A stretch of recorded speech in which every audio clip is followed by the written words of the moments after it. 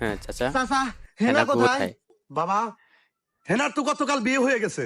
না না, বিশ্বাস করি না, এটা আমি আমি বিশ্বাস করি না। করি না। চাচা আপনি জানেন আমি হ্যাঁ, হেনাকে অনেক ভালোবাসি। অনেক আর আপনি ভালোবাসে কিভাবে সে। পারলেন তাকে বিয়ে দিতে? আর আমার কথা কি হেনাকে বলেন নাই আপনি? একবারও আহা চিন্তা বাবা, করে নাই। বোঝো না কিসেরে? আমি তো হেনাকে বলছি, বলছি। হেনাও তোমাকে ভালোবাসে, কিন্তু তুমি বলে আমার হ্যাঁ। মেয়েকে একটা মেকআপ বক্স কিনে দিতে পারো না। আয় হায়, তখন ফকির ছিল, তখন এই কারণে কিনে দিতে পারে এইভাবে নাই। অপমান চাচা, এটা আমি মানতে পারছি না। সে আপনি মানতে কার সাথে পারতেছে বিয়ে না দিয়েছেন কোনোভাবেই। সেই জামাইয়ের নাম্বারটা আমাকে দেন। আমিও চিঙ্কু মাস্তান এটা আমি দেখে ছাড়বো। আমি চিঙ্কু হেনাকে মাস্তান ছিনিয়ে দেখা নিয়ে নিবে। আসবো। আহা বাবা, বোঝো না কিসেরে?